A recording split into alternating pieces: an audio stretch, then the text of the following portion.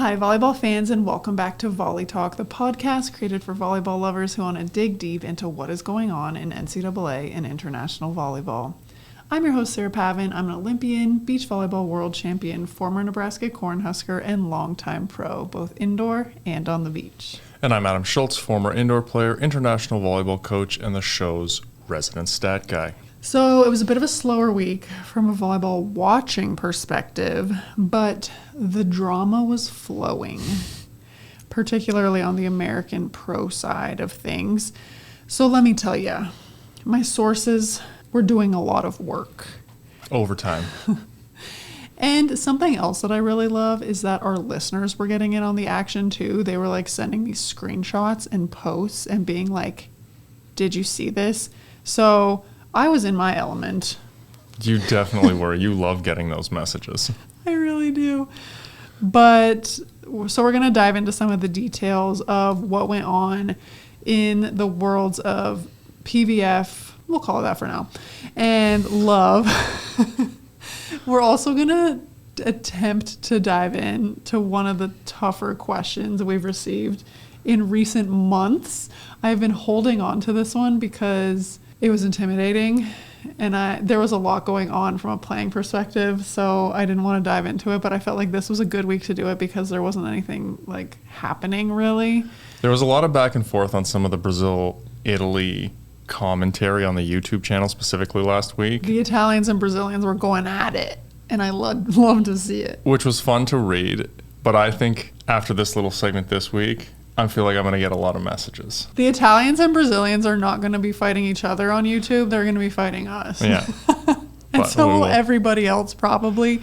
So stay tuned for that question because, yikes, I was really, really not avoiding it, but like waiting for the perfect moment to address it. So, I love the opinions, though. So keep them coming. Yes. That question's its own segment. So let's dive in. Let's talk about the drama. Let's see what my sources have been coming up with, you know.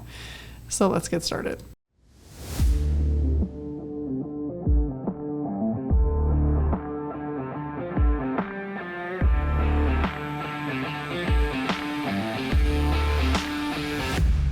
Okay, first things first.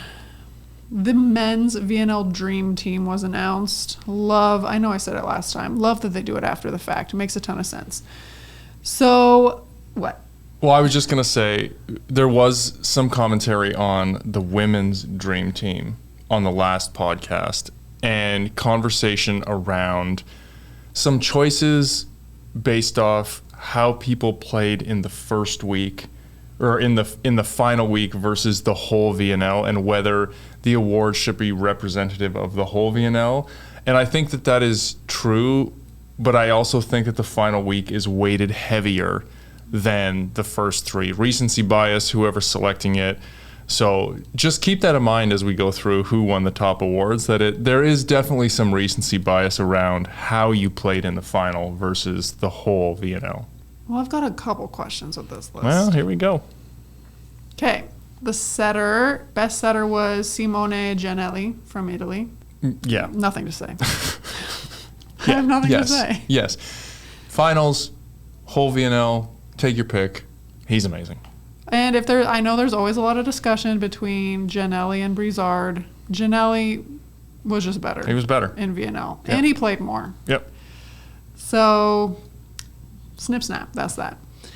Best opposite was given to Kevin Sasek from Poland.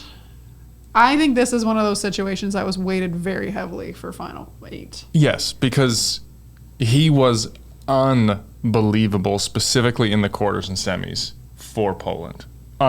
Unbelievable. So, yeah, I mean, it's nice to see him play like that and get acknowledged and get the award. Was he the best opposite for the whole VNL? Maybe not, but I would agree that played a massive role in getting his team to the final.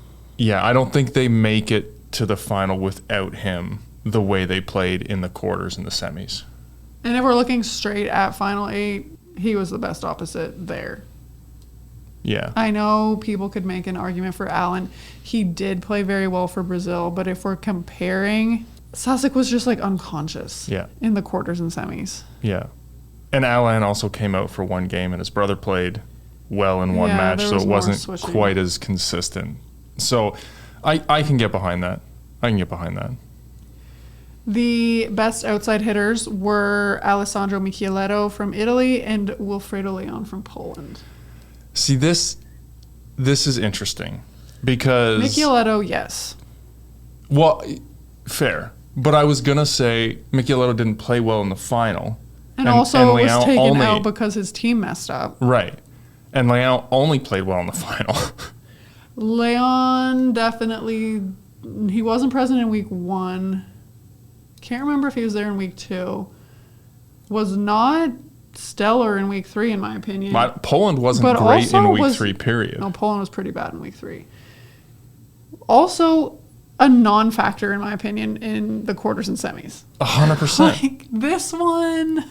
He literally showed up for the gold medal match and was like, Fornell, you sprained your ankle. I'm sorry. I'll take over. I'll take all the glory. And we'll get the gold medal. And and the thing is, self-admittedly, he said he didn't play well either. Yeah, it's true. But who else would you give it to? I mean, maybe Fornell. Fornell didn't have a great week 3. He played pretty well in the first couple rounds, and then he got injured. Yeah. I mean, you could maybe... You had a turnstile for Brazil on the left side. Yes. So, yes. Where do you go from there? Klevno was clutch. Until he wasn't. Until the final 8, and then was terrible. Slovenia. Yeah. Again, you struggle with the flash factor for Slovenia. Like, neither of them are names. They played very well, but I'm not sure. Like, I don't like that. The name thing, it shouldn't matter, but... But it does, right? It does. Yeah. Well, you could make an argument maybe for Yant from Cuba. Yeah. Like, he played really well all VNL. Lopez, he only really showed up in week 3, so you can't really give it to him. And he wasn't great in a couple of their final matches either. I think you could make an argument for Yant. But again, you're only going to get it if you're in the Final 4. So if we're looking at the Final 4, I'm on the fence for Leon. I don't know. I don't love that. I think Michieletto is deserved, but Leon, I think you could have gone somewhere else with that. Middle blockers, Jakub Koshanowski from Poland, who also was given MVP, and Jan Kozomernik from Slovenia. Poland's middles held it down with Sosik, in my opinion, especially in the final 8, quarters and semis, notably. Both Slovenian middles were also very good. So I'm okay. Yeah. I'm okay with this. Like, if you looked at Slovenia, I would say their middles were their strength. They had players step up and had really, really good matches, but the middles were constantly a factor, I thought, both offensively and defensively. And Poland was very good in the middle as well. So I like those picks personally. And finally, the libero, Mikey Nascimento from Brazil. This is one of those situations where I feel like they needed to give Brazil something because they meddled. I thought the Polish libero blew every libero out of the water. So I went back and looked at some of the stats and read some of the comments, and I agree that the Polish libero was better in the final week, but Mikey, and I don't understand how we get that pronunciation, but Adam doesn't know how to read Portuguese. That's true. It's definitely how Brazilians would say it. Yeah, fair enough. But he played pretty consistently throughout the whole VNL. So that's an award that was given for his play over 4 weeks, and aided by the fact that you didn't have another Brazilian on the awards podium and they medaled. So, and I'm not sure which other Brazilian you potentially could have given that award to. So, I mean, like I said, you could have made an argument for Allen. He held it down pretty consistently. Yeah. I mean, Cachopa, there's no way. No, he's not as good as Ginelli. Sorry. No. Any way you cut it. Not happening. The middles. Again, their middles are good, but they weren't dominant on that team. And the outsides played well until the final 8, but even then, were they as good as a Michieletto? I don't think so. Yeah. So, okay, fine, I get it. I think in the final 8, the Polish libero was like unbelievable. Yeah, and that's fair. That doesn't mean he's necessarily going to get an award. But he was the best libero for 3 matches when it counted in the final, I would say. And, I mean, going back to the MVP, we saw the women's MVP, a libero, men's MVP, a middle. I love that. Quite frankly, middles don't get enough love in the game, period.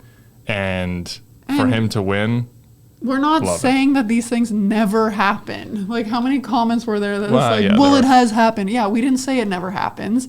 Happens rarely. It's definitely more rare for those 2 positions to be given MVP over an opposite or an outside or something. So I think that was very interesting. I love that. I love that. So that is the men's VNL Dream Team. VNL is officially closed. Worlds is coming, baby. Well, actually, it's not closed because they announced the teams who are coming up in VNL 2026. So the Ukrainian women will be replacing Korea, and the Belgian men are replacing Netherlands. Ukraine making a push as a country. It's good to see. They'll have men and women. Yeah. So congrats to those countries, and we're looking forward to seeing you in 2026. All right, so we did have some volleyball going on this past week. Women's U21 World Championship started last Wednesday, and they are still in pool play. So Argentina, Vietnam are currently at the top of Pool A. USA and China are currently at the top of Pool B.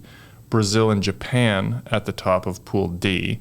And Pool C is messy, with Italy has 3 wins, Poland, Turkey, and Czech all have 2 wins. So TBD on where that pool is going to end up. My question is, like, where'd Vietnam come from?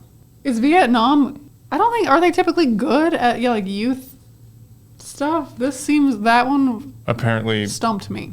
Better than Canada. Canada, who lost a set 25-5 to Vietnam.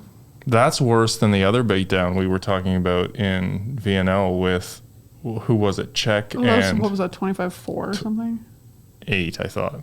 8? Was it 4? Regardless. Yeah. On par. I didn't think I'd see it again. On par. There we go. Good job. Good job.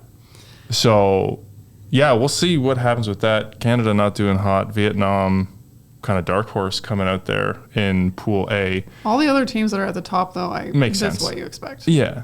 So, honestly, Pool A for me is like on the eyeball test, like weakest pool by far. Pool C, who put these together? Yeah, that is crazy. Yeah, I'm not sure if you go only by previous rankings at U21. Well, the teams that usually dominate, and I'm talking like since the 70s, Japan, China, Brazil, Italy, those teams are like staples on the podium. Russia, when they were playing as well, was in the mix. But yeah, Brazil, Italy, Japan, China are like perennial podium contenders. But like, you're telling me you're putting Poland, Turkey, and Italy in the same pool, and then in Pool A you've got like Vietnam, Indonesia, Puerto Canada. Rico, like something's up. I'm curious. And I understand Indonesia's hosting, so they get the 1 seed, but still. And I wonder how much of that is random and if it's all seeded. Is it, here the top 4 teams pull out of a ball, pools are a little random, or is it totally seeded? I'd have to look that up. I'm not sure. We have the top 4 teams from each pool will advance to the playoffs, and all of those teams will have a chance for gold. So we'll see what happens. I think the tournament wraps up next week. Next weekend, maybe. Yeah, on the weekend. Yeah, you can catch that on FIVB TV or VBTV if you're hankering for some volleyball and you got another week without any. All right, ladies and gentlemen, it is time to dig into the drama. Are we ready? I don't know, are we? So, in a surprising turn of events, and I know that we have made so much fun of this whole situation. Well, here we go. It's not going to stop. I was stopped dead in my tracks this week. So it was announced that the PVF is merging with none other than the elusive MLV in a deal that's valued at $325 million. Not only that, the league is rebranding as Major League Volleyball. Yeah, let's try to figure that one out. There's not a lot of details that are being presented around this. Just like, What? Yeah, it's a little confusing. The only thing I can think of is that the PVF needed money, and the guy or the owner of Omaha who wanted to start the MLV has that money to put into the league. And this is purely a play about financials. The crazy thing is like, hey, we're going to start a new league. No, we're not. We're just going to take what's already been created and just slap our name on it. I don't even know how to start thinking about this, because now you're not starting from ground zero, but you had built a presence as the PVF, and now you're just changing it to MLV. Which was also already a league in the U.S. from 1987 to 1989. Thank you so much, Volleyball Recap, for the history lesson that you gave us on Instagram. But not only that, it sounds like MLB. You have to differentiate yourself. This just doesn't seem like it's about the volleyball. It seems like it's about one person or one group of people having control over something instead of working together to build But like, stop pretending you're reinventing the wheel here. You're literally just taking what was already created and you're trying to pretend like it's brand new and yours. Yeah, I mean, I don't... And why not keep the name the same? That has brand recognition already. The league has been going for a couple years. Thanks so much to my sources for this information. So there was an article in the Sports Business Journal, and they interviewed the owner of the Grand Rapids Rise, who, if you remember back when we talked about this in the spring, there was like some headbutting, I think, between Grand Rapids and Omaha, like the ownership of those two teams. So this guy's involved, obviously. The key takeaways from this article were the MLV not announcing a schedule like they promised they would back in January made the deal somewhat more clear-cut. Meaning MLV had no idea what they were doing. This is how I'm taking it. MLV had no idea what they were doing, so they decided to merge, or they just wouldn't exist. Yeah. I mean, we said it right at the beginning that trying to build a league from scratch in, 8 months or a year was going to be a massive undertaking. And it wasn't going to happen. PVF staff will remain, as MLV did not have personnel who would move over. What staff did MLV have? Listen, this is how I see this whole thing. Nothing has changed with the PVF other than I'm guessing that the org structure of who makes decisions is different based on the inflow of new capital to the league. And so you now have different voices who are in charge, who put money in, and they have just basically purchased the PVF. That's how I see this whole thing. But my thing is, like, if MLV had staff that they were working, if like they were legitimately working on building a league, they would have had staff in place, because creating a league is a massive undertaking. So it sounds like you really didn't have anybody working for you at all. And you're just like, we'll just take what was already created. I mean, I see it the same way. Again, purely organizational restructuring based around capital. Shout out to our listener who sent me this article and these quotes from this article. It almost seems like, or does it seem like, Omaha made this power move. They thought that people would get on board. PVF just continued to operate. It was fine. This league was completely fake. Nothing was happening. They didn't hire anybody to like manage these teams, workout scheduling, workout ticketing, get athletes, etc. So they just bought their way back to fix their huge mistake of talking such trash about the PVF in January. Yes, totally. I can't get behind that. I'm sorry. I mean, you see this all the time between owners and new leagues, and, something similar just happened with women's professional hockey. You have two leagues who are starting. You have people who have different ideas as to how things should be run and how it should be done and all of that. And at the end of the day, the person with the biggest checkbook makes the rules. And that's what happened here. They have access to the biggest volleyball market in the U.S., in Omaha, and we're going to do it my way. And that's the way it goes. Cut your losses, admit when you're wrong. You don't need to name it MLV, okay? You don't. That is probably like a huge ego thing. I'm sorry. But just like keep it as PVF. Do what you want, but like. I mean, let's see what the season looks like. Let's see how things pan out. I'm not sure we're going to notice any material differences from last year to this year other than the colors of the courts and so on and so forth. I believe each team is still independently owned. Well, Vegas is no longer a team. Vegas is no longer a team. But Dallas is becoming a team for the 2026 season. So all the Vegas players had to sign elsewhere. Yeah. I mean, again. Omaha's making moves, though. John Cook was just announced as the co-owner of the Omaha Supernovas. Do people just not retire anymore? Well, what? I mean, I think this is all part of the play, right? So I think it's safe to assume that the owner and the management of Omaha are not in the good books of most PVF owners, right? So now you say, hey, here's what we're bringing because we're going to do MLV. We're going to bring in a titan in the sport. He's going to be involved. It's going to help. It's going to bring validity, right? All of these moves. So do you think he's actually going to do something, or do you think he's just a figurehead? I think he will coach from his horse on his ranch, Wyoming. And they will use his name in the league. Well, Lucas Slob, if that's how you say his name, he works with the U.S. men's national team. I believe he was coaching at NC State in the NCAA. He was named the head coach of Omaha. So they're trying to bring more validity there, too. Yeah, and I mean, again, you want to bring validity to your league. I don't have any problem with them doing this. And again, bringing in these kinds of names costs money, right? You need money to do these things. You know, they're probably trying to see if they can do something like this in Omaha and then replicate it in other markets. They've increased the salary cap, right? So you can spend more money.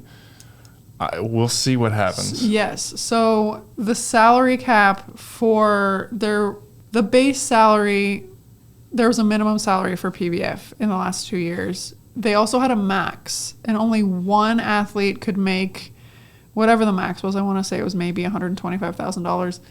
And then one other athlete could make like 100, 105. Don't quote me on those exact numbers. Now there's a salary cap, but there's no max. So each team has $1.2 million to spend. On salaries. So the question becomes, do you go big with a couple bigger names, or do you hold on to a little bit of cash for draft day when NCAA season ends? Yeah, it'll be interesting to see what the strategy is for some of these teams. Again, the other thing to note here is that they removed the minimum salary for players as well, which... I've heard mixed things about that. I heard they did remove the minimum, then somebody told me that they didn't, but I don't know what the number is. Unclear on that. So I really hope they didn't. I think it's important that athletes are able to make a base salary when they're playing professionally. For me, I would say that was important for the athletes. I hope that that's the case. But again, this is kind of, to me, a play of one owner who's in charge, who maybe has more money than everybody else, wants to be able to buy the best team and buy a championship. This inherently makes me want Omaha to lose. I want a level playing field. I would like to see the leagues grow together to a point where they can attract top talent, but not that you can just buy a better team than everybody else. Well, you see that happening in the free agency signings that just started. And I pay your staff whatever you want, bring in good coaches, do that, but I hope that all of the other owners and managers are willing to spend at least close to that cap so that the teams can be equal. The league will not survive if Omaha goes whatever and just because they can afford to buy better players. That's not good for the league. Omaha, this whole thing, it just smells of Omaha just trying to take over. And then this play with Coach Cook, with bringing a national team coach, with the players that they've brought on. It's just... And I'm fine. I hope that it's a decently even playing field, but everything is just Omaha's trying to take over, and that won't be fun for anybody, and viewers will get bored. Yes.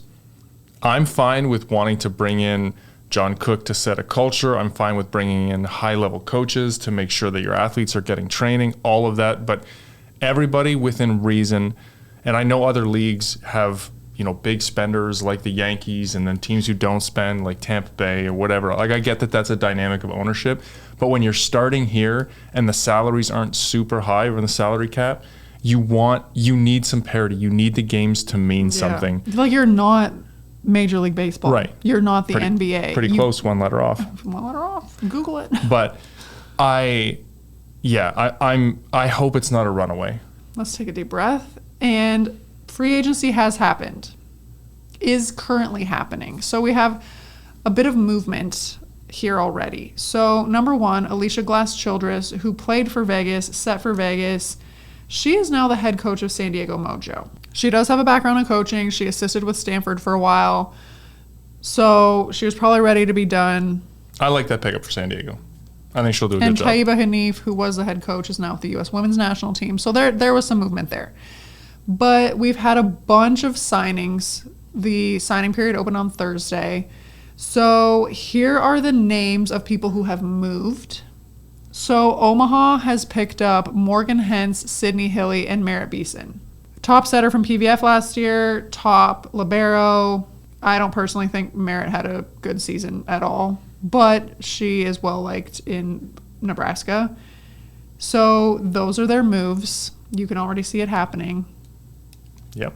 The two skilled positions, as Adam calls them, have arguably the best players in the league.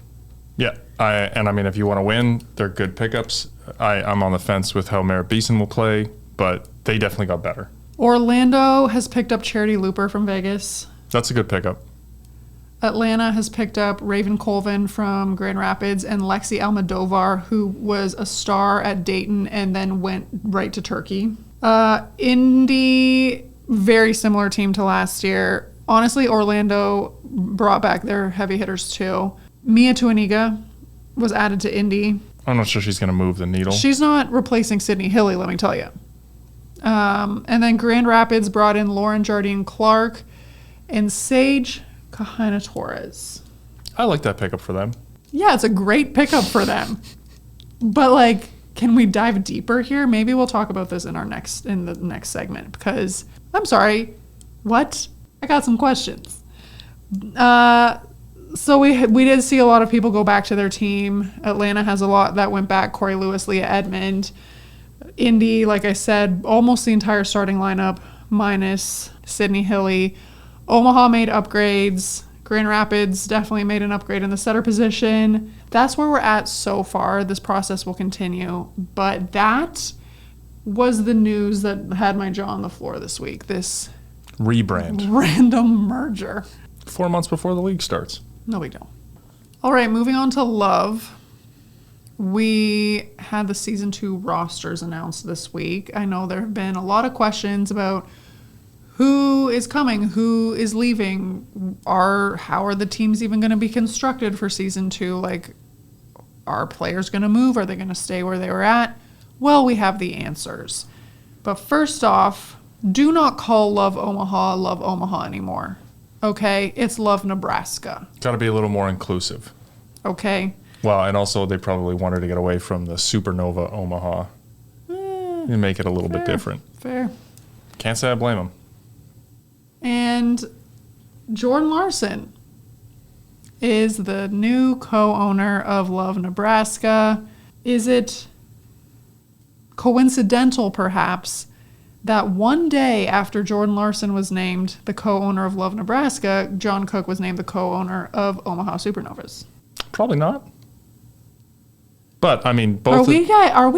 These leagues are fighting over the state. Let's pick two people who have had a huge impact on volleyball and the sport and just use their names against each other. That's what it seems like to me. Yeah, but it's not a bad thing, right? You want people to follow, right? Nebraska volleyball gets a ton of fans paying attention. You need, as a pro league, for those fans to pay attention post-collegiately and get involved in the sport to help it grow. And Jordan and John will hopefully do that. At least I have to assume that that's the thought process around that. So we'll see if doing that brings eyeballs, brings people, puts butts in the seats. When I saw the news about Jordan, maybe it was naive of me to think that she was done playing. Surprise, she's on the roster. Okay, so do you think that's a conflict of interest? I personally don't. Really? Yeah, I don't really have an issue with it. You see lots of... The person paying you, the owner of your team, is also playing for you as if you're the coach. Yeah, but you do see this in sport. Jaromir Jagr is currently doing that. He's playing for a hockey team that he owns in the Czech Republic. You have, how many different athletes are Tom Brady's not playing anymore, but he's part owner. He's announcing. Like you want to keep... Keyword is not playing anymore. I understand, but they love the game. They want to be involved. Jordan's not going to play forever, right? She might be on the bench as a mentor. She might play, but she's supporting an organization that is trying to grow the game, and she's saying, I want to be involved. So I think for the growth of the game and for her as a person, especially in Nebraska, I understand it, and I don't think it's a huge issue. Okay. Fine. Fair. That's just what I was thinking. It's kind of weird. You like black and white, though. I like clear delineation of roles and responsibilities. Yes. I think you see this a lot in these leagues that are up and coming. Maybe not always owner-player, but owner-coach, lots of situations like that. This will only be a thing for 1 or 2 years, I would guess, and then she'll settle into an owner role. So that was the news aside from the rosters. So hit me with the roster updates. Let's get into who joined the teams and who left the teams. So for Nebraska, coming in, we've got Carol, the middle blocker from Brazil, and Buis, outside hitter, Netherlands. Wasilewska, she is Polish. She is coming from Atlanta. And Alexis Hart, who played collegiately, went overseas, came back. Leaving Nebraska, Justine Wong-Orantes, heading to Houston. The Stivern sisters, neither of whom has signed anywhere. We don't know where either one of them are going. Maddie Kubik is out, heading to Austin. Sammy Francis is out, heading to Japan. And Nwokolo, nobody knows where she's going yet. Do you think this team is better or worse on paper than they were last year? Well, Lexi Rodriguez is going to get to play, which will make Nebraska fans happy. I heard there was not nice things being said to Justine for playing over her, which... Tough, because she's very good. Better than Lexi. Justine is better than Lexi. Hate to say it. There's a reason she was playing instead of her. And she has Olympic medals. That is insane to me. Yeah. That people would hate on Justine so much for playing over her. But, Lexi has Caitlin Clark vibes to her. I don't care. I understand what you're saying. I understand what you're saying. But her fans don't care about who is better. They just want to see Lexi play. That's what this is about. Go somewhere else. No. Anyway. Maddie Kubik was at the end of the season, their best scorer. Yep. Losing her, do I think Ann Boyce is a decent replacement? I think it could be close. I give the edge to Maddie, though. Yeah? Yeah. I mean, Carol is better than Sammy, but you're losing Lauren Stivrins, too. Yeah. That's tough. But Stivrins was kind of in a weird... Are you an opposite? Are you a middle? Are you... Because they had, that injury. Yeah. They had a lot of weird stuff going on. But the players that we didn't mention are still coming back. So Drevniak is coming back. They're still going to have the Dutch setter. Gabby Blossom is going to be setting. Jaylee Winters is back. You guys know I wasn't a fan, but I feel like they're just a wash. They're going to be the same. I agree. On a personal level, I think Sammy Francis going to Japan is good for her development. Yeah. I like that move for her personally in terms of her potential international career. Yeah. She'll learn a ton there. The game is different. She'll definitely become a better blocker. So I like that move for her. Okay, let's move on to Austin. Coming in, we've got Bergmark. Shocker, she played for Texas. Jurczyk, she was a middle blocker for Poland in the VNL. Maddie Kubik, as I said, coming from Omaha, and Brie O'Reilly, the setter from the Canadian national team. Leaving, Sage Kahina-Torres went to MLV. Let's look at the setter comparison. Who do you like better, Brie O'Reilly? Brie. Yeah, so upgrade. Yeah. Carly Lloyd is coming back. Anna Hawk, who played outside, is heading to Madison. Janari went back to Italy, and Ogbogu is heading to Turkey. Good for her. I'm very happy for her. Yes, good move. I think Kubik and Hawk are kind of a wash. Maybe Kubik is a little better. They're upgrading in the setter position, losing out. Well, no, Ogbogu's better than both of those middles. I agree. For sure. Sage leaving Austin begs a ton of questions. You've got your national team coach who is traveling you to all these tournaments, coming to Austin to coach. Love is the higher level in the U.S. currently. I have heard some rumors that things went a little sour between Sage and the Austin organization. No details past that, but I'm like, I'm what? curious if that's organizational or at the coaching level or like what exactly the deal is there. I don't know if we'll ever get that information, but this is a tough blow for her career, in my opinion. Yeah, especially because this all came so late. I feel like she could have made a push to go overseas or something if she wasn't going to play for Austin. Yeah. And now you're playing for PV. You're taking a step down in level. At a critical time in your career. At a critical time in your career because you are the one that is picked as the backup setter for all these international events this summer. You would be better off to try and get a backup contract in Italy or Turkey and just go, you know what, it's unfortunate it didn't work out in Austin, but this is what I need to do.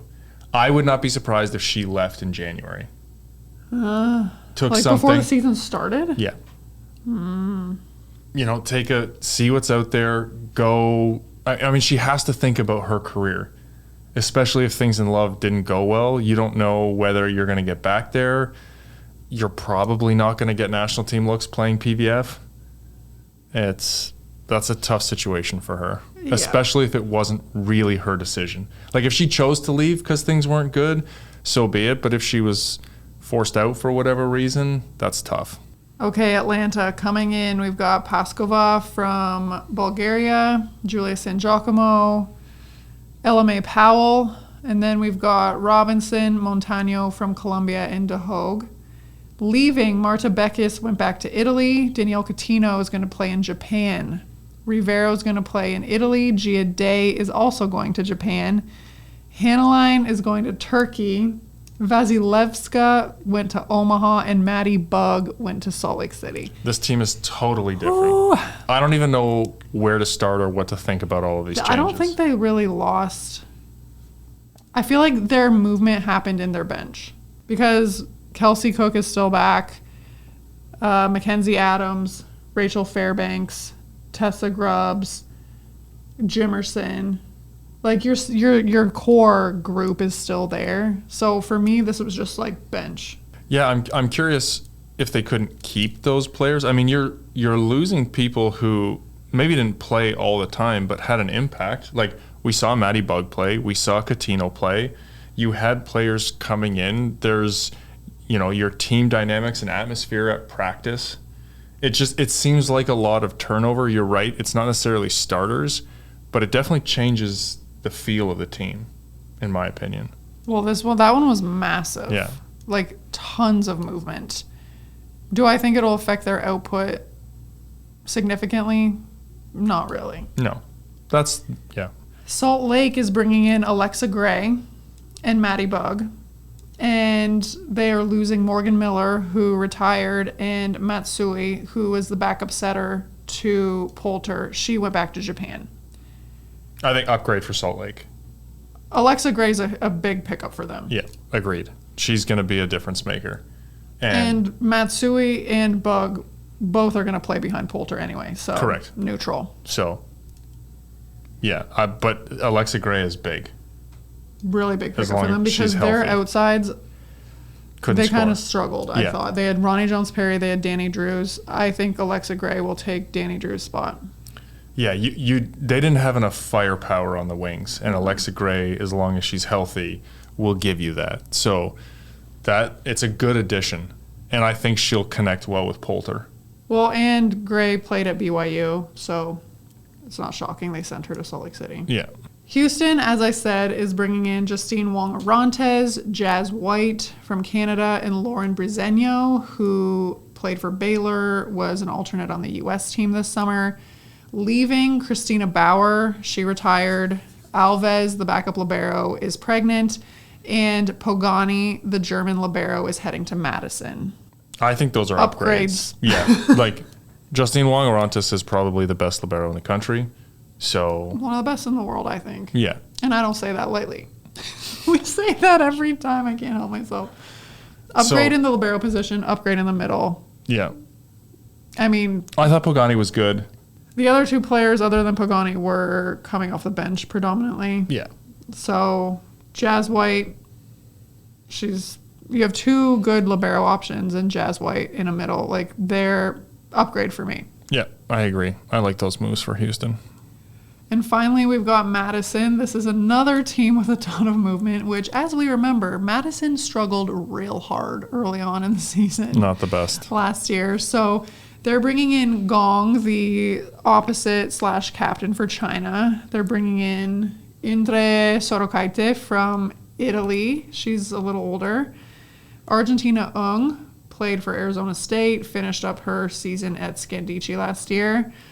Mitrovic, Canadian outside. Callie Schwarzenbach played in Nebraska, was just in Brazil. Legros, Pogani, as I said, from Houston. And Hawk, who was coming from Austin. There are some big names in there. They are having a full, wipe the slate clean. Because sorry. No, go ahead. Well, because they're losing Annie Drews, who's not playing this year at all. Daly Santana, nobody knows where she's going. Yaniska retired. Sarah Franklin's heading to Italy. They're also losing Felix, Sanbothi, Rager, and the Chinese libero Wang. Nobody knows where any of those four players are going. So we're not talking about replacing bench players here. We are talking about a fundamental change in the team fabric here. Well, you're losing starting right side, starting left side. Yaniska started on the left side towards the end of the season. Sanbothi was starting middle at the beginning of the season. Wong was your starting libero. You've got Anna Hall, who is giving birth in the next month, who is going to try to come back in time for the season. Kind of not a lot of time. Madison's in a complete rebuild. Yeah. But they brought in some legitimate players. I really like Gong. I thought she had a good VNL. Gong is a good That's a massive pickup. I mean, Argentina Ung is pretty good as well. She's not going to play in front of Lauren Carlini, but yeah. But you have another option there. And Pogani, she did fine as a libero. I think she's a decent replacement for Wong. And then Hawk, Mitrovic, Sorokaite, you can mix them around. None of them is Franklin. No, but a Yaniska discussion perhaps, or I will say Franklin going to Italy, thank you. Thank you, really. Good decision for her.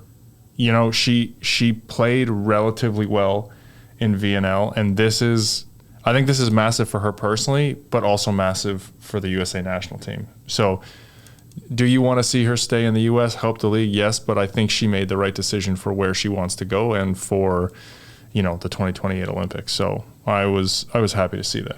So for all of you who are wondering what the heck was happening in Love this year, those are all the ins and outs.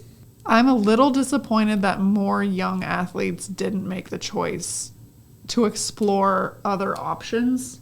We see Sammy Francis doing it. We see, Agbagu has already played overseas, but I'm glad that she's going back.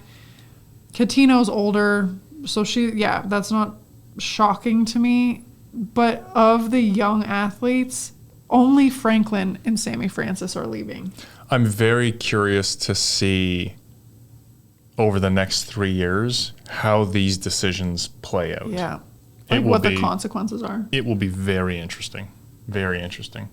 Overall, in terms of foreign players leaving, other players going overseas, who they brought in, do you think that the league got significantly stronger, stayed the same, not quite as much talent? Where's your head at? Maybe the league got a little bit stronger. We're not talking like leaps and bounds by any means. I think the league got slightly stronger. I would agree with that. I think you had a couple players choose to come to Love who could have gotten contracts overseas. Like Alexa Gray has played in good leagues. Her coming here is big. Cadol coming, Gong coming. So there were a couple big draws. I think it's interesting. Alexa Gray's closer to home, so there's that draw. I'm not sure that was necessarily a volleyball decision. Cadol wants to be closer to her partner. You know, the Gong one for me is big because that's a player who could go probably anywhere she wants to, country-wise, and has chosen to come to the U.S. and doesn't have any reason to other than volleyball. You need to start seeing more decisions like that from good players, so I think it's a good start. Which teams are going to make the biggest jump? Which ones are going to take the biggest drop? Oh, I think Salt Lake is going to be significantly better. And they brought in they made the least changes. But I think the changes they made address their core issues. So that one is interesting for me. Madison, it's a blender. I don't know what's coming out the other side. So that one's hard. It's hard to check. I think everybody else kind of stayed the same. I think Austin got better as well. With their setter, but they're missing Ogbogu's really good. She is, but I think having a good setter with some of the pieces they have will make a difference. So, yeah, that's my gut instinct. There we go. We got a little ways to go before the American League start up, but we had some big moves happen in both of them this week, so we needed to address them. But let us know your thoughts on how you're feeling regarding both of these things and the new roster announcements for Love Season 2. Okay, it is time for the toughest question. This question was submitted, I want to say, at least a couple months ago. This person probably thinks I've been avoiding them. I haven't been avoiding them. I've been avoiding the question. I never felt ready. I still don't feel ready to answer this question. I feel like this is going to stir up a ton of conversation, a ton of disagreement. But you know what? That's what we're here for. That's what we're here for. Why not? So the question was, can you and Adam rank the top 5 players on the women's side for each position? No. It's too hard. But we tried. And I think I put more than 5 in each position because I struggled with this a lot. So let's just see. And I know everybody has their favorite players. Let's have a cordial conversation. Let's have a cordial conversation about this, you guys. No need to get nasty. No need to throw hands here. I for sure missed people. So let's just dive in. Okay. So just to clarify, Sarah and I have not compared lists. Except he's staring at my computer screen right now. I have not looked at your list. I wrote mine down beforehand. I will not change them. But I'm curious to see how much overlap we have. And for me personally, I stuck to players who are in the VNL. I did not. Yeah, so there might be a little overlap there, which we can discuss. But yeah, let's dive in and see what happens. What do I do in the instances that I have more than 5? You cheated. We'll just see what happens. Okay, we'll see what position you want to start with. Let's start with setters. That was my least favorite category. Really? Yeah. Okay. I had two off the top who I just thought were much better than everybody else. So my top two were Oro and Zhang. I thought they were the best two. The Chinese 16-year-old? I thought she was phenomenal. I loved everything about what she was doing. Oh, dang. Do I think that she is like a top 5 setter in the whole world right now? She's not on my list. Oro is on my list. How is she not? She was unbelievable. We saw her crack hard. One match. In the final 8. As soon as they got to the final 8, she crumbled. So for me, she needs to develop a little more. But she has a huge ceiling. I had Oro as my number 1. Okay, cool. I didn't rank them. I didn't either, but for me, don't expect us to rank them. It was hard enough just coming up with 5 names. Okay. When I looked at the setter category, Oro and Zhang were my top 2. I was like, they're phenomenal. If I'm building a team, I'm picking Oro, but I think I had to put Zhang on my list because I just thought what she did at 16 over 4 weeks. I understand she had a rough go in one match, but I'm not going to deny that she had a great 4 weeks. Do I think she's at the level of the setters that I have on my list? No. Okay, who else do you have? This might be controversial because she is maybe a little over the hill now. Maja Onjenovic. She set for Serbia forever, set for Skandici this past season. She's in her 40s now. I understand she is past her prime, but I cannot deny the fact that she can still deliver a ball. Okay? So I had her. I had Volosh. Yeah.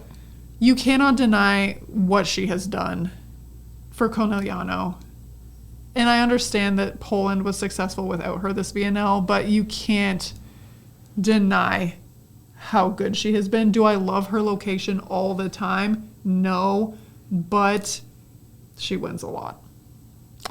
Yeah, so I didn't have either of those on my list, but I looked mostly at VNL rosters. So I will agree with you that those two players have an incredible pedigree, and yes, that those two they're great choices. You can't go wrong with those. Who else is on your list? I thought based off VNL, I really liked the Japanese setter, Seki. She's good. I thought she did a phenomenal job.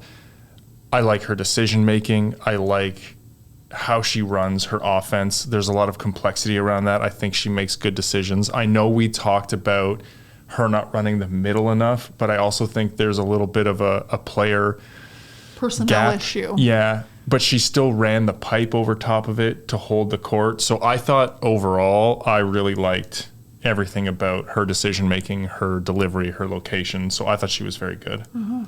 I also had Macris.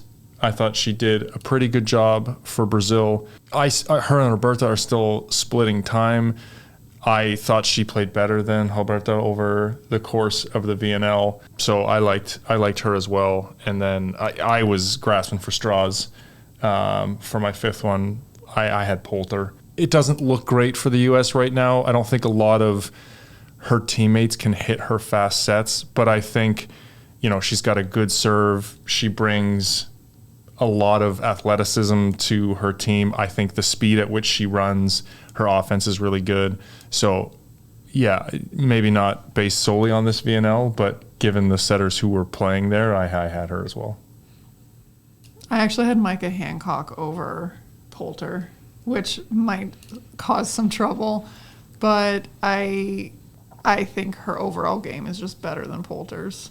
Yes, Poulter runs a fast offense, but I like Hancock's hands. I think she's a better server. I think she's a better defender. I think she's a better blocker. Hancock was on the list for me, and then I agree with Seki as well. Okay, outside hitters. Okay. I have 7 on my list, so I don't know what I'm going to do. All right. Let me give you my 5, and you tell me who I missed or what you think. Okay. Gabi. Same. Wu MJ. So, yeah. Ishikawa. I didn't have her. Bergman and DeGrady. What? Dude. No. Okay. Okay, who do you got? Gabi. Yeah. I had Wu MJ. Even though she's really young, the girl can hit some angles, okay? Yeah. Anna Christina. You like her over Bergman? Yes. Okay. Bergman had a much better VNL. I know she got hurt, but stats-wise, she was much better. I don't care. Passing and attacking. Okay. I literally, I don't care about the stats. Anna Christina's a difference maker. Okay. I have one that might cause some eye rolls. Fedorov-Seva. She's real young. She's like 21. She plays left side for Fenerbahce. She's Russian. She's unbelievable. She's so good. Yeah. Again, I didn't go outside of who was competing. She was phenomenal in Champions League. That's a good pick. I think she's outstanding. That's a good pick. And then I was like on the fence between Miriam Silla and Zhu Ting. Because Zhu Ting's not getting off the ground so much anymore. No. Silla makes more hitting errors, but is arguably a better passer. But like my 4 that I was like, I feel okay about this were Gabi, Anna Christina, Fedorov-Seva, Wu, and then like Zhu Ting and Silla was like, I don't think you can compare Anna Christina and Bergman. Fair. Anna Christina is the kind of player that you like build a team around. Yeah, I mean, I'm not going to disagree with you. I like the way Bergman played. I like the way Bergman plays. Do I think she's Anna Christina? No. Okay. The other person I did think of was the French player. Cazot. Yeah, I thought she played She was good. well, but... She was good, and I had her on my long list, but I don't think she's as good as the other players. Yeah, that was kind of if I needed to throw somebody out there. Okay, who do you have for middles? In no particular order, because I'm going to hear about this, but Far, Danese, Julia, Gunish, and Kornelik. I had a long list for middles. I had Ogbogu on my list. Who is she replacing from that list of 5, though? I mean, she's a very good blocker. I also had Kurtagic, but I think I don't think she's quite at that level. She's a good blocker, but not quite there. I thought my middle choices were pretty solid. I mean, Kornelik's a good blocker. I think Ogbogu could be in the discussion with any of these, honestly. I don't think she's as offensive as some of the other middles. I don't know. I wouldn't take her over Far, Danese, Julia, or Gunish, though. I mean, I had all those people on my list. Yeah. Opposites? Hawk, Iganu, Antropova, Boscovich, and Vargas. I had all of those. I had Van Rijk as an honorable mention because, Boscovich didn't really impress me in VNL, but I mean, she only played 1 week. Yeah, I mean, and she was injured. Yeah, but she has to be on the list. But those 5 we agree on. Yeah, okay. Liberos. I had De Janeiro. I thought Jelen from France played really well. She is good. I can't. The Polish libero. I didn't have her. I can't pronounce her name. I'm not even going to try.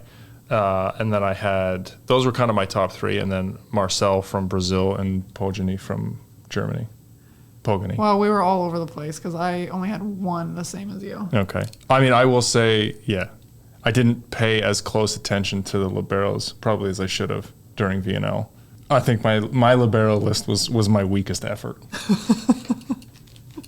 Adam's brain was burnt out by the time he got to the libero list, so he just passed out. On my list, I had Dajanaro, Fukudomi, and Kojima, both Japanese liberos. I had Justine Wong-Arantes, and I had Brenda Castillo from Dominican Republic. Yes, Justine that's totally fair. She definitely should be on that list. That was a huge oversight on my part. I'm sure you guys are up in arms about some of these decisions, but let's have a conversation about it. Lay off my libero list. I'll talk about it. Do you know how hard it is to think of all the top players and then narrow them down? It is not an easy feat, okay?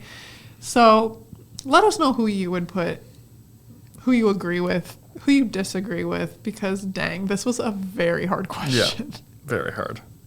All right, it has been a fun day. A little different than usual. Yeah, it was nice to look at a couple of things and dive into some interesting questions in terms of rosters and players. So dive into the drama. Yeah.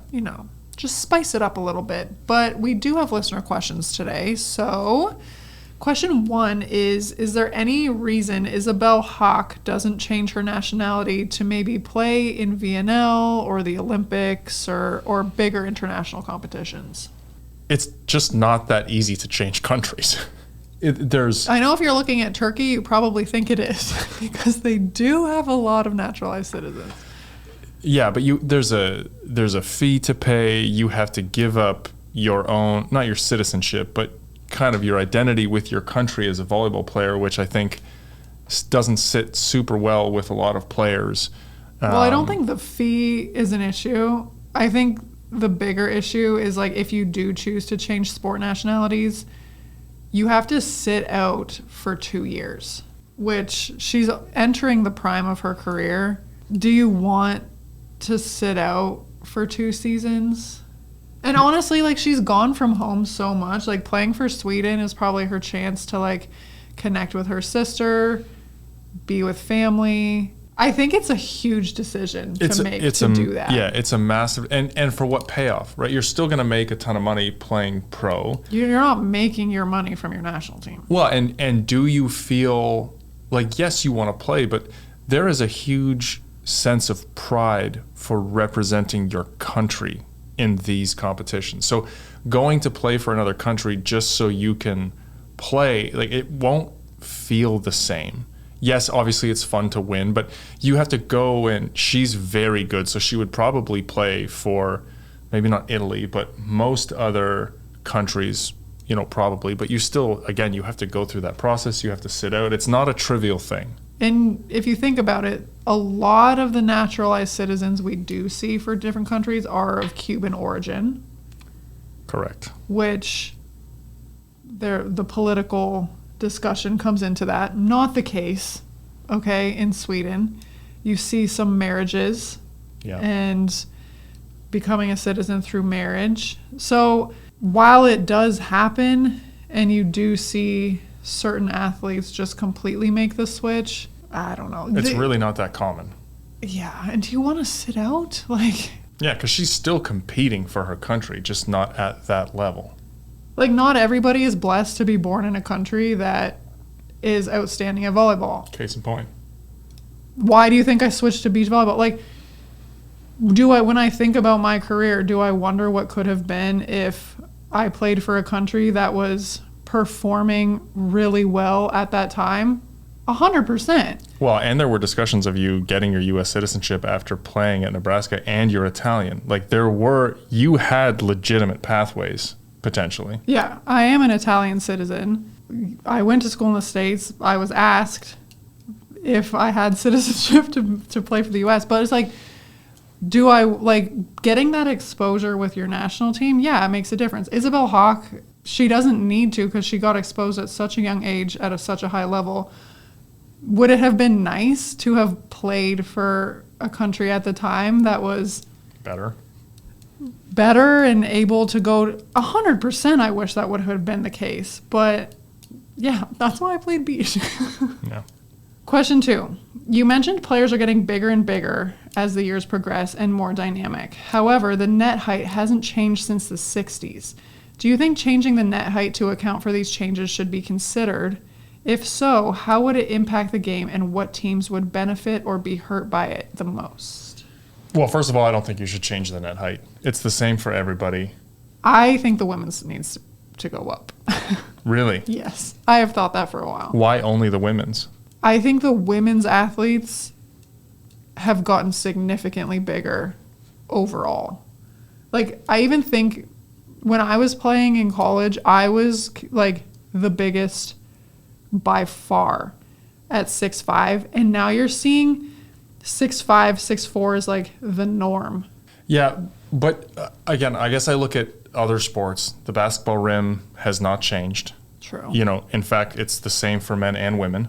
And the net height stays the same for all countries, all athletes. You can jump higher, but the block is bigger. The defenders are faster. Like, I don't think, I guess I look at it as what exactly in the game is broken that you're trying to fix by moving the net up. We have tons of rallies on the women's side. In fact, it's probably not terminal enough. Being terminal decreases if you move the net height up. And then you have to think about the ramifications down at the levels other than just professionally, because you don't really want, your 16-year-olds training on a net height that's going to go up once you get to the national team. Like, I just don't think that it does anything for the game. Well, I don't think it needs to go up by like 6 inches, but I think like a couple inches. But I would ask. And I would say that even for men too. Like, but what does it do for the game? Like, what are you? Yes, we're bigger, faster, stronger than we used to be, but I don't think there's anything wrong with the game right now that requires it to go up. Fair. If you were to move it up, you would hurt the smaller sized countries. Your Japans, your South Koreas, some of those countries. But think of how dominant South Korea was in women's volleyball back in the 70s. And I guarantee you the average height of the women was much smaller. Yeah, maybe. I don't know. Again, answering the question in terms of which countries, I think you hurt the smaller, in general, the smaller populations. But in my opinion, the net doesn't need to change. I don't think there's anything wrong with the game as it is. Maybe I'm just trying to be spicy.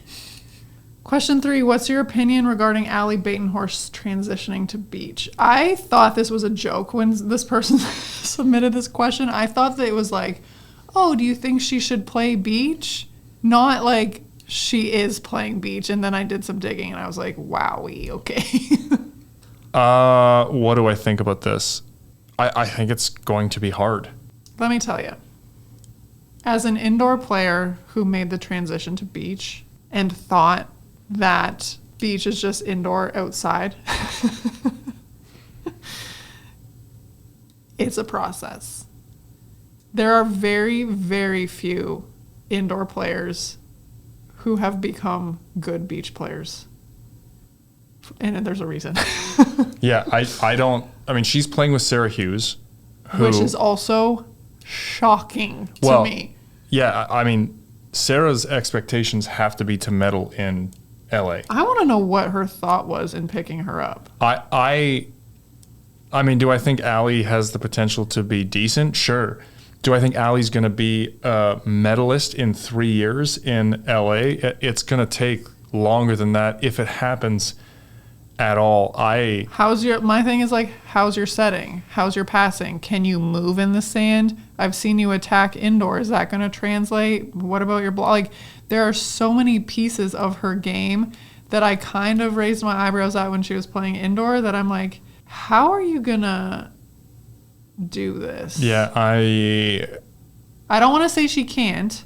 I think it's going to be a huge struggle. I think she's going to need to be patient and she's going to need to have some humility, and it will get a lot worse before it might get better. I was shocked to see this. Yeah, and if we're talking about winning tournaments or being in LA, I think that's a stretch. It's a lofty goal. Question 4. Who from the U.S. 2024 Olympic team can we expect to be back in the VNL/Worlds mix next year versus who do you think will retire? So the World Championship long lists have been released. And of the 2024 Olympic team, the players who are on both lists are Jordan Poulter, Avery Skinner, Morgan Hentz, Dana Redke, Ogbagu, and I don't know if Katina was on the list or not for the Olympics, was on the Olympic roster. So we're still missing the likes of the Justine Wong-Orantes. We're still missing Jordan Thompson, Kelsey Cook. I would give Justine Wong-Orantes and Jordan Thompson a relatively high probability of playing in 2028. I would expect them to be back, yeah. Yes. Who else, when you look at that list, are you like, yeah, probably? For some reason, I feel like Kelsey Cook would be back, but now I'm not sure. I feel like maybe Haley Washington is done. I'm wondering about Micah Hancock. We know Carlini's done. Jordan Larson, done with national team. Plummer, I think she'll be back. I think she'll be back as well. I mean, I can't say anything for sure. Right. But when I'm looking at the team, I would be surprised if we don't see a return of Plummer, Thompson, and Wongarantes. Yeah, and with Cook being maybe a 50-50. Yeah. But I would expect those other three to be there. Okay, our last question. I was curious about the 2012-2013 season final. Ooh, this is for me. I played in Brazil that season for Rio. And when you guys were losing 2-0 to Osasco in front of their home crowd, Osasco was basically the core of the Brazilian Olympic gold medal team. What was that experience like for you? Also, that was the season when Gabi really started to get noticed. Did you have any idea back then that she'd become the superstar she is today? Okay, maybe a little story time history lesson. And I'm going to throw in here because somebody asked me, what is it like playing for Bernardinho? So we can loop this all into kind of one question. Perfect. So I guess I don't talk a ton about my career on here. You don't talk about yourself ever. So I guess here we go. A little bit of history with Sarah. History with Sarah.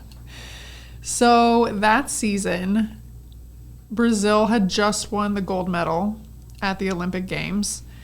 And I was going to play for Rio, who their opposite the previous season was Shayla. Legend. So all these people were like, who the heck is this Canadian girl? Does Canada even have a team? Who's this white girl who's playing in Which Rio? was the story of my life, because Canada's national team at the time was like... garbage. Not good. So I was like, who is this person? She's never going to replace Shayla. This is a terrible choice. And I was like, fabulous. Here we go.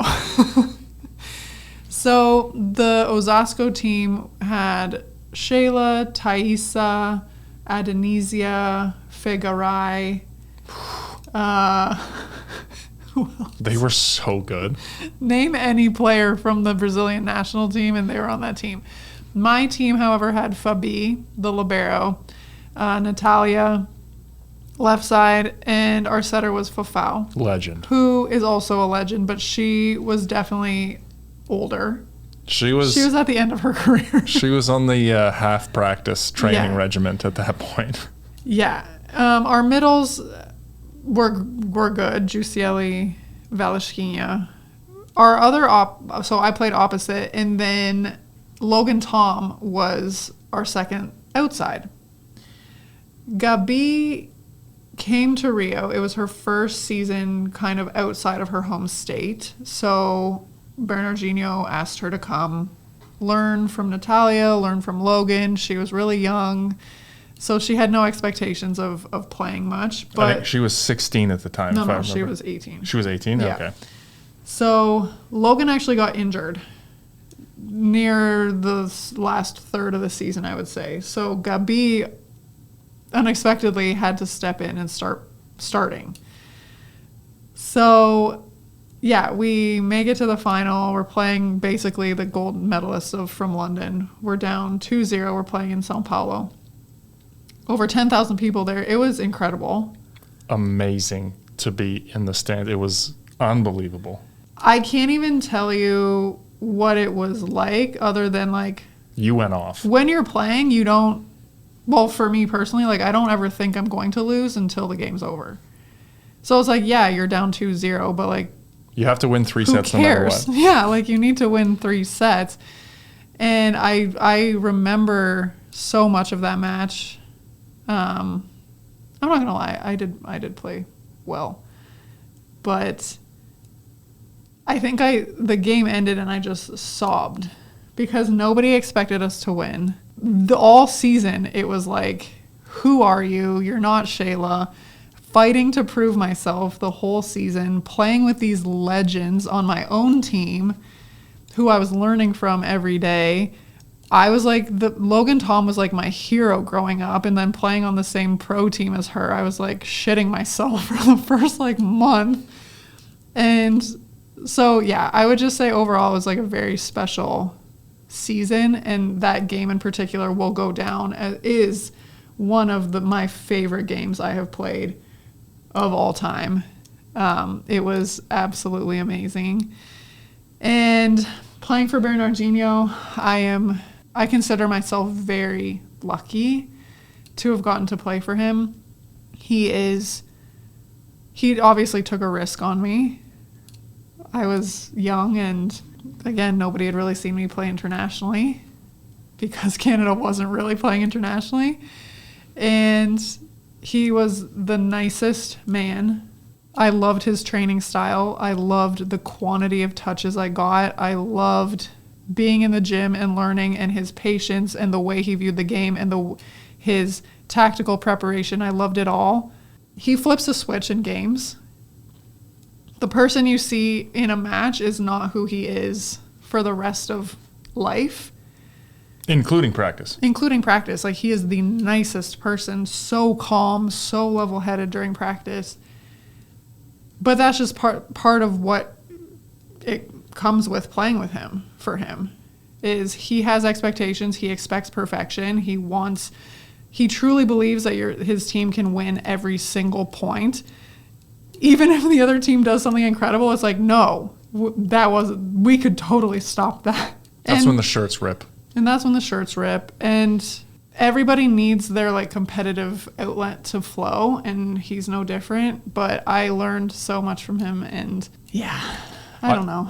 I will say, so I was coaching in university when we got married, and Brazil was one of the first places you played when we were traveling together. And, you know, Bernardinho is obviously a very busy, well-accomplished person, and he took the time. I would always go to practice and watch because I just love volleyball and I wanted to learn. And he took time with me every day when I showed up at the gym. I could ask him, you know, questions while the girls were warming up.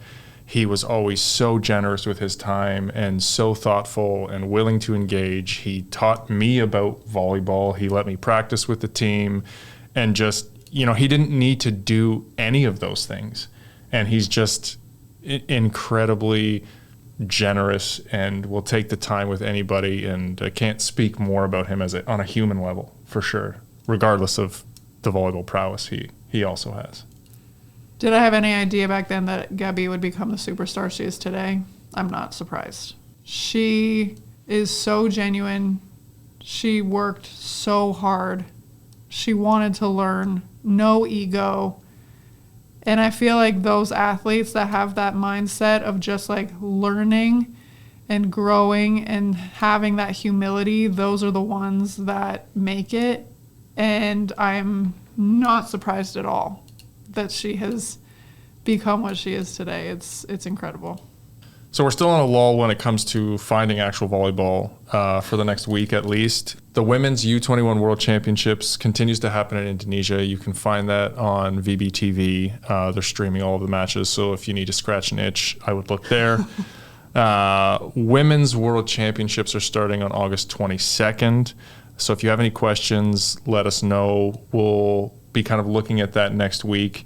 Unfortunately, the rosters don't have to be released until the 21st, so we may or may not have some or any starting rosters, but we'll take a dive into that, some of the pools, what we think is going to happen next week. And then for those of us local on this continent, NCAA women's preseason matches are starting that same weekend. We'll see some practices, maybe some red and white matches happening. Red and white matches are already happening. Yeah, so there's, you know, depending on where you are and what streaming services you have, or, you know, there are some volleyball you can find. We'll dive into a bit of a season preview perhaps next week. But we'll see how it goes. That's what's on the docket until next Sunday anyway. That concludes this week's episode of Volley Talk. There's always something shaking in the volleyball world, and we hope you enjoyed this little fix. Be sure to follow the show so you don't miss any updates, and we'd be so grateful if you'd leave us a 5-star review. You can also find us on Instagram at volleytalk_podcast. If you have a topic that you'd like us to discuss, be sure to reach out to us on Instagram or at info@sarahpavin.com. Thanks so much for joining us, and we'll be back next week.